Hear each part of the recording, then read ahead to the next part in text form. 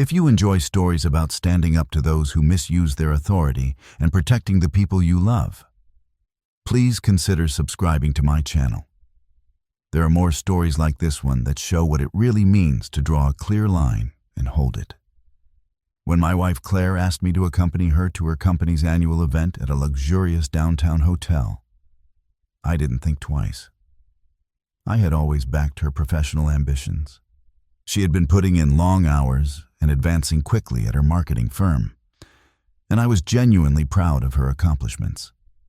The evening was held in a sleek ballroom with floor-to-ceiling windows overlooking the city skyline, filled with flowing drinks and well-dressed guests.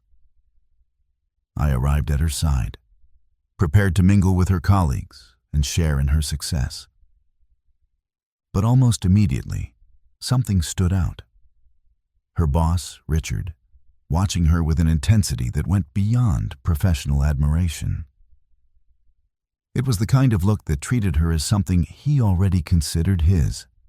Claire tensed noticeably when she saw him, which told me that her assurances about everything being fine at work weren't entirely true.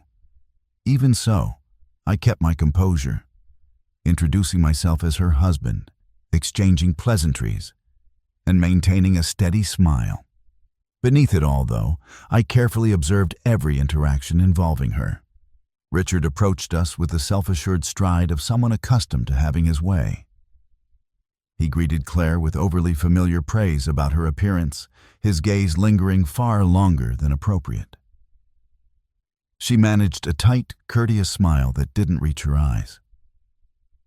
When he turned to me, his handshake was half-hearted, and he referred to me vaguely as her partner, deliberately downplaying my role. I responded with a firm grip and clear correction. Her husband. His brief laugh dismissed the distinction, but the shift in his expression showed he understood the message. Throughout the night, he repeatedly drew her away under the pretense of urgent work matters, client updates, confidential discussions, necessary side conversations. Each time, she glanced my way with unease before following him. I held her blameless for his behavior. What was unmistakable was his pattern of overstepping. His hand brushing the small of her back, his comments veering into uncomfortably personal territory, his tendency to lean in and speak too close to her ear, as if I weren't standing right there. Every instinct pushed me to intervene, but I chose restraint. I wanted him to reveal himself fully before I acted. While stepping away to refresh our drinks, I overheard him boasting to a colleague, still fixated on Claire from across the room, that she would eventually see she deserved someone more than the man she had. It was as if I didn't exist. Without hesitation, I returned to her side, handed her the drink, and placed my arm around her waist. Not to claim ownership, but to make an unmistakable statement of solidarity. She pressed slightly against me, visibly relaxing for the first time that evening. That reaction alone confirmed what was happening. This was no mere flirtation, but a sustained campaign of pressure, dressed up as professional prerogative. The turning point came during a group photograph. As people assembled, Richard positioned himself directly beside her. While the photographer prepared, his hand moved down her back and toward her hip. She pulled away slightly, but he persisted. That was the limit. I stepped between them and said, without raising my voice, "Back off." He turned to me with disbelief. "What did you say?" I met his stare evenly. "Touch her again, and you'll find out exactly what I mean." The room fell quiet, attention converging on us. He tried to recover with a forced grin, muttering about it being harmless friendliness. I shut that down immediately. A handshake is friendly. What you're doing is harassment. Then, loud enough for those nearby to hear, I added, "And I'm certain the Human Resources Department would be very interested in the complete record of your so-called friendly interactions with married staff members." Several colleagues exchanged uneasy glances, as if a truth they had all sensed was finally being spoken aloud. Richard's composure fractured, his voice sharpening with a vague warning. I responded without flinching. The person who needs to be careful here is you, and the future of your position. What he didn't realize was that my response was deliberate and fully prepared.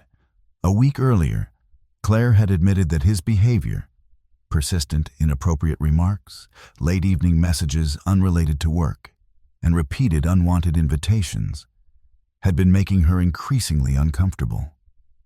She had hesitated to report it, fearing professional retaliation. I had quietly gathered the evidence she had been reluctant to confront: screenshots of texts, email threads, and saved voicemails. My actions that evening were not a spontaneous outburst, but a calculated stand. I took out my phone and told him plainly, "If you try anything further, this documentation, every message, every inappropriate exchange, gets sent to corporate leadership and your wife." Claire drew in a quiet breath. She hadn't known the full extent of what I had collected. His face lost all color as he caught sight of a particularly unambiguous message displayed on the screen. The remaining traces of his bravado vanished. Those within earshot had heard enough to understand the situation clearly. I kept my voice low but firm. "You do not get to intimidate my wife. Not tonight. Not ever." He backed away, visibly rattled, and retreated to the bar, avoiding all further contact. The atmosphere of the event shifted as quiet conversations spread. Claire looked at me with a combination of astonishment, relief, and deep appreciation. For the first time in months, she seemed able to breathe freely again. We left shortly after, and in the car, she let her guard down completely. "I've never felt so defended," she said, her voice trembling not with distress, but with gratitude. "I didn't want you to think I was incapable of handling it on my own." I took her hand and replied, "Defending you doesn't mean I see you as helpless. It means we face challenges together." She rested her head against my shoulder, a relieved smile breaking through her tears. "Thank you for noticing, and for making it stop." I kissed her forehead and said simply, "Always." In the days that followed, Richard failed to appear at the office. Human Resources called Claire in to review the full scope of the documented incidents, placing him on indefinite suspension. Word spread that senior executives had been informed and that his wife had become aware of the situation. He ultimately stepped down quietly before the company could take the more public step of termination. That evening at the office event marked the end of his attempts to overstep any boundaries. He had assumed that his position shielded him from accountability, but true strength does not come from wielding authority over others.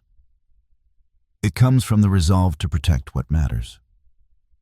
He discovered that a man who will not tolerate threats to his wife is not an opponent worth provoking. Because some boundaries are absolute, and some responses do not involve warnings.